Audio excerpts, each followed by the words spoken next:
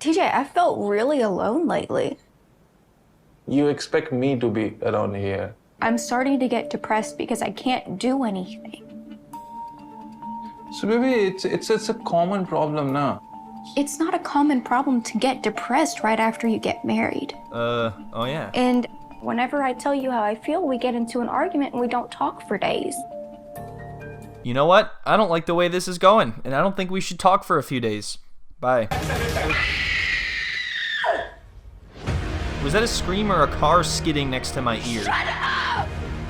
If you are trying to ruin the relationship... Okay, so if you don't remember Kimberly and TJ, they're the ones that met in a dream, or at least that's what Kimberly claims. She is what we call a clairvoyant, which means that she can predict and see events in the future, except for the ones in her own life, or other people's lives, or just in general. She's honestly closer to a human magic 8-ball than anything, you know? Like, can you technically use it to predict the future? Yes. Would it ever be accurate? Would you be one of the most insane people in the world? Yes. One day I had a dream, and that dream helped me find my fiancé. We were in the desert riding dune buggies, and I could just tell how happy I was. It felt like a metaphor for the life that I was going to have with this person. A few moments later. My life in India is the worst.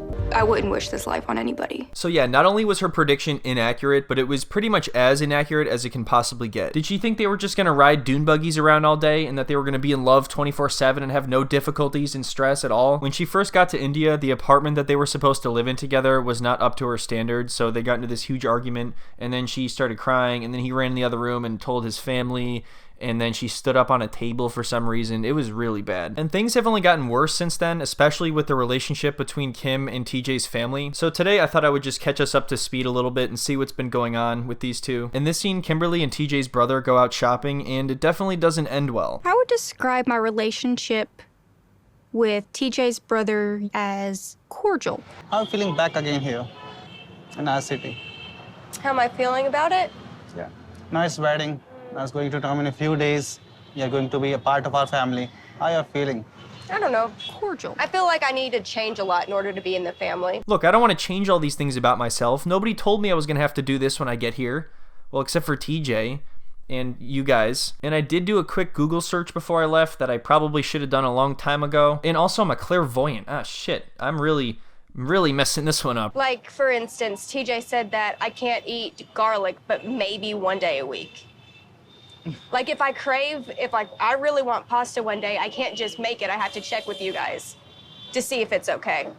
And that is a change. That's invasive. That's not being able to do whatever I want. So things get heated once garlic is brought up. This has been a very contentious topic so far. Their religion doesn't allow them to eat garlic, and Kim is ready to die on this garlic hill. So what do you do about the garlic problem? What's the solution here? Well, I don't know, because if you can't even get past garlic, is there even a point in going further? Should you even bother? I should be allowed to eat what I want. And if one day I decide I want to eat meat again, what would happen? We'll throw garlic at you. Someday you decide to eat pork or beef. We cannot say that you are in our family. So of course, to me, this sounds like too much. I don't think it's fair to remove somebody from your family because they eat meat. But if that's how they do things, and this is what they already told Kimberly, then it's not really fair for her to walk over there and be like, you know what, this is stupid. I don't want to do any of this stuff, even though I agreed to come over here and do this stuff. I have to obey your rules for the rest of my life. Or What about else rule? Why do you I feel can't like be in we your are- family. If you do something which is like opposite to our tradition, you are just making it harder for TJ, not for us. You are making it harder for TJ. All right, I understand. But what about the dune buggies? Because I had this whole dream and there was nothing about garlic and all this culture argument stuff. It just said we were going to live in a desert world with dune buggies and we're going to have magic diamond houses. I'm again saying TJ will be sandwiched in between, okay? Are you telling me I can't eat a sandwich? He has to appease you, he has to appease us as well. This is why I didn't want to live with you guys. Garlic. But you did, though. You chose to move over here and live with TJ and his family. I don't think other people should be telling other people what to eat, but that's why I'm staying in my own house with my own garlic, where I can freely eat it. I'm not gonna fly across the world and live in some anti-garlic person's house and get upset when they're not allowing me to eat it. I have to obey your garlic for the rest of my life. This is what you don't want to live with us. I didn't. I'm doing it for TJ. But it isn't my first choice. To And what change he my did, entire and life what to- he did, He spent all his money to make for some construction so that you can live in a different floor. And what did I do? I moved across the world for him. Oh no, it's the classic 90-day argument. Who is sacrificing more? We should have a point system by now. Can anyone figure that out? I am actually doing a lot to live here, and this isn't ideal for me, period. We are doing a lot to let you live here. We respect your tradition as well. We respect But you your don't, because liberty. you told me that I can't cook garlic every day. Why you're so much obsessed with garlic only? You just don't get it. Garlic is freedom. Freedom is garlic. I don't know what kind of crazy capitalist, socialist society you got going on over here, but in America, we can eat what we want. You can't just tell us what to do when we come over here and live in your house. Actually, I'm telling you, you are not staying here So temporarily. how long am I staying? With the family, stupid is with the family. I am telling. You just call me stupid? Don't you dare ever call me stupid. Garlic. So obviously, TJ's brother is very rude here. He definitely shouldn't have called her stupid, and I don't agree with most of what he said, but also I just don't really care that much because I'm not a big fan of either of them. Don't you dare ever call me stupid. Because I am not. Okay, you are the wisest person in the world. Okay, and now you are happy with it. Thank you. Yash is a typical Virgo. Oh, geez. He's kind of controlling, thinks he knows what's right. He's pompous, a little bit arrogant. You know, even if these things are true about this guy, I don't like the fact that she's drawing a connection between that and him being a Virgo. What about all the Virgos that aren't like this? She specifically said typical Virgo, which implies that it's a lot of them, so I guess she thinks a lot of Virgos are arrogant and pompous. So I want him to understand that I'm not going to sacrifice every bit of myself just to be with TJ. He needs to compromise in some way. Is not being able to eat garlic sacrificing every bit of yourself? That's the only thing she's brought up. Like, I'm sure there's other things, but that's the only thing she's focused on. If that's the worst of it, is it really that bad? You love TJ. Why do you love TJ? What's about? It's everything about him. So everything means everything. Well, not all the stuff I don't like. It's okay to compromise for the few things because he's also compromising, yeah. It's not a competition. You make him king, then he will make you prince. He's already a king, and I don't sorry. want to be a prince. I Queen, never sorry. want to be a boy, and please don't touch me. All he did was confuse the word prince with queen, and she's like, I don't want to be a boy. I never said I wanted to be a boy. When did I tell you that? Purple Rain is overrated. There, I said it. I get that she's already mad because he called her stupid. I would be mad too, but still, I think it's pretty obvious he didn't mean to say prince. She was so quick to take that as an insult, as if that's something people commonly say to each other. Oh, he's gonna be king, and you're gonna be his little prince. Fetch me some garlic, prince, for I am hungry. You just deserve a dramatic love and you will only gain the drama only in your life. Whether you like it or not, I do love TJ.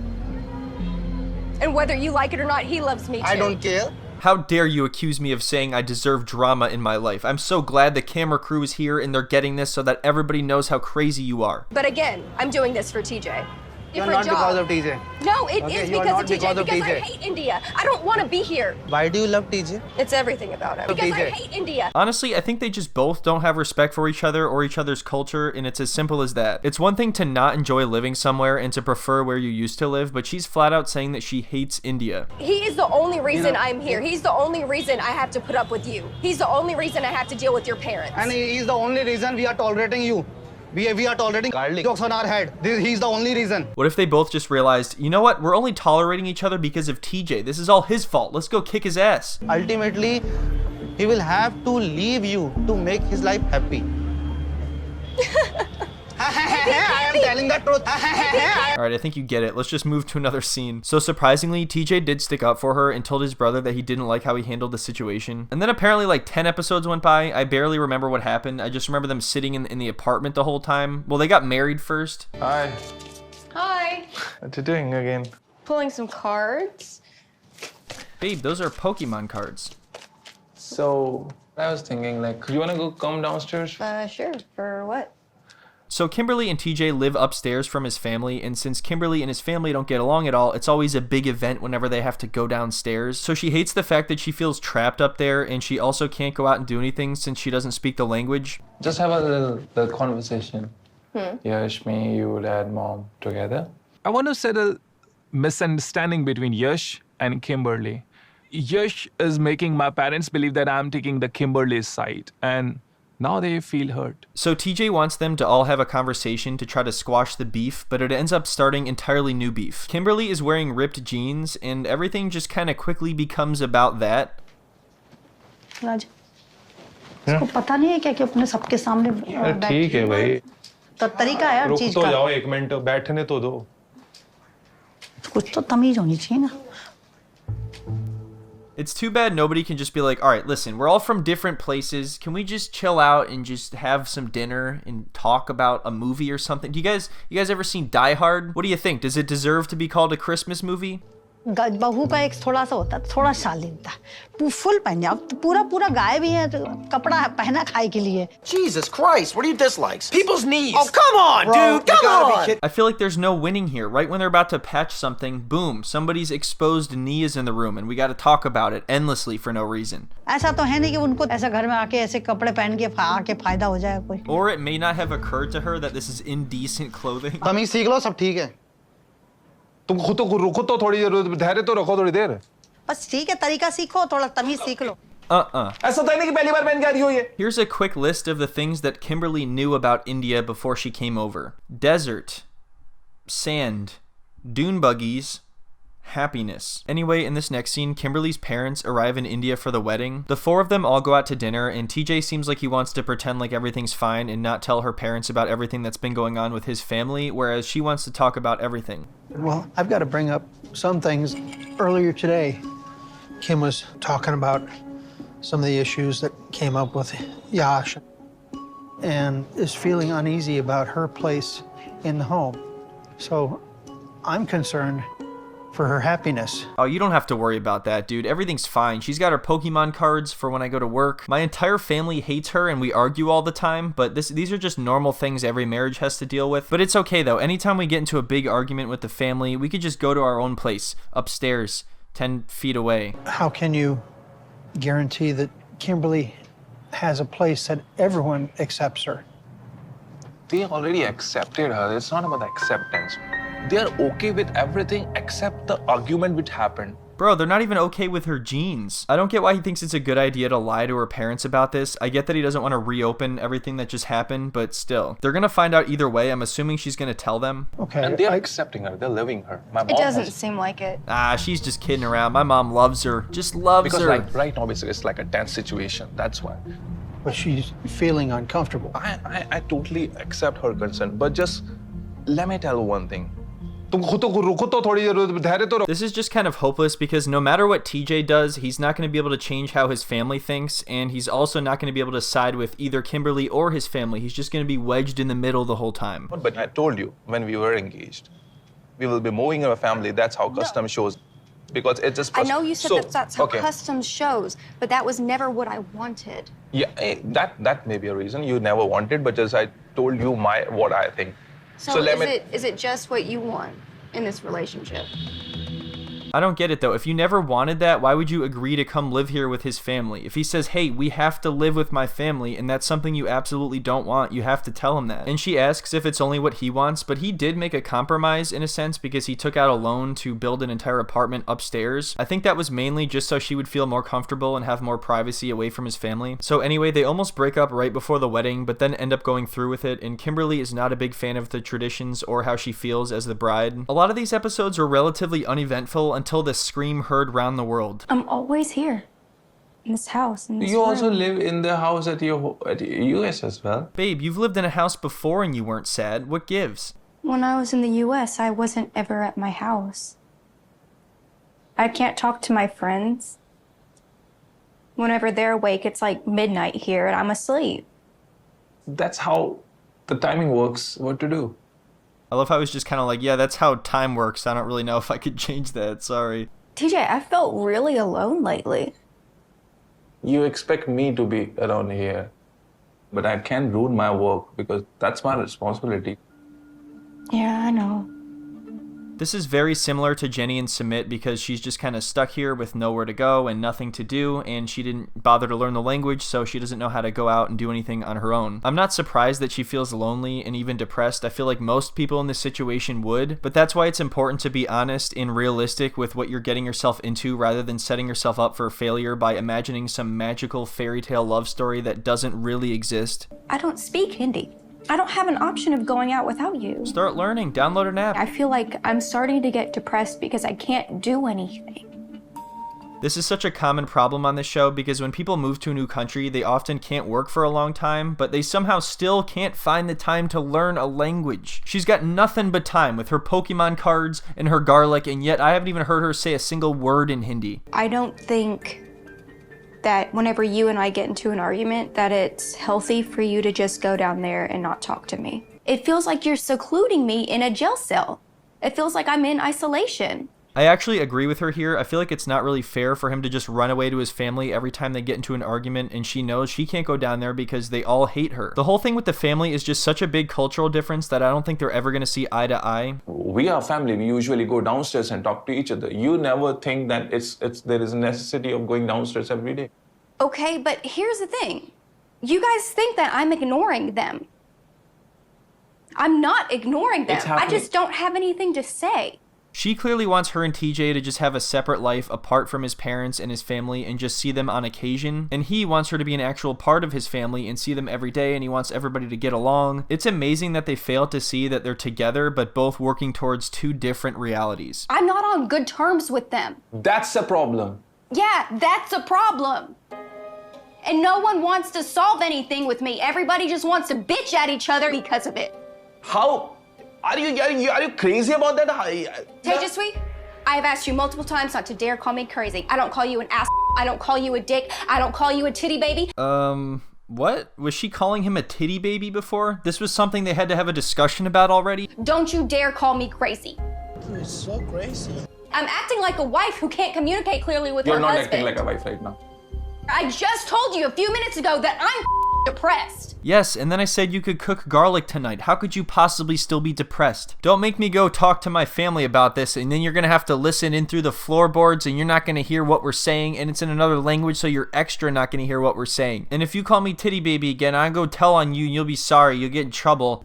You are depressed of your own reason, not because of me. Everybody gets depressed over their own reasons. If you wanna create a drama out of this, then it's okay. Otherwise, you know that how many times I told you, if you feel alone, you can go back to US. Well, that's really comforting stuff to hear from your husband. Damn, this is all so shocking and surprising. I wish I had some sort of clairvoyant that could see this all coming. I'm telling you that I'm depressed and you don't care. What you else expect from me? Maybe give me a hug and say I'm sorry you're depressed. I'm not doing that. I know! You never will! Honestly, I can understand their frustrations with each other. I'm just frustrated I watched this. I am at my wit's end here. You have all right to separate with me also. I don't want to separate from you! Because I'm a... Come on, guys, let's all just take a deep breath. No, I said I don't! Kimberly.